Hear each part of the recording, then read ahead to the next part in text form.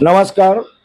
मी MG. Shelar, ज्येष्ठ पत्रकार आणि अखिल भारतीय मराठी पत्रकार परिषद महाराष्ट्र राज्य एक प्रतिनिधी.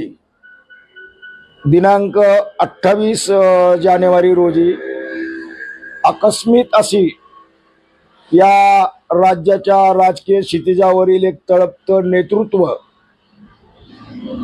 माननीय अजितदादा पवार यांच्या अपघाती निधनाची बातमी आली आणि या बातमीने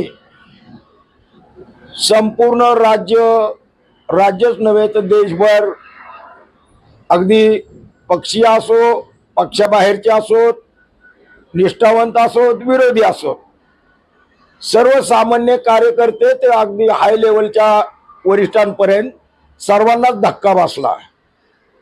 वास्तविक दादांच्या कर्तृत्वाबद्दल बोलणं म्हणजे काय बोलावं हा प्रश्नच आहे. पत्रकारितेच्या माध्यमातून काम करताना दादांचा आणि पत्रकारांचा अनेक वेळा घनिष्ठ संबंध आलेला आहे आणि असं एकही उदाहरण नाही की दादा पत्रकारांवर चिडलेत. पत्रकारांची बाजू समजून घेत त्यांनाही सहकार्य होईल ही त्यांची सतत भूमिका असायची.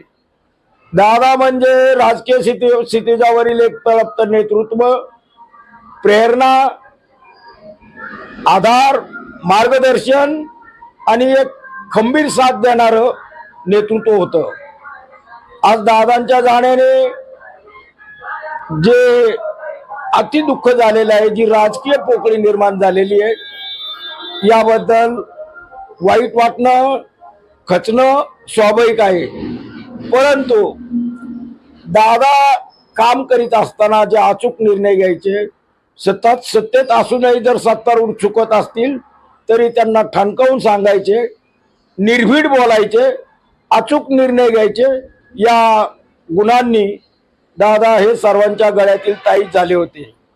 दादांच्या जाण्याने खरोखरच दुःख झाले. मी दौंडमध्ये काम करताना दादांशी अनेक वेळा संबंध आला. दादा आमच्याशी अतिशय, दादांकडून आम्हालाही चांगली वागणूक मिळालेली आहे.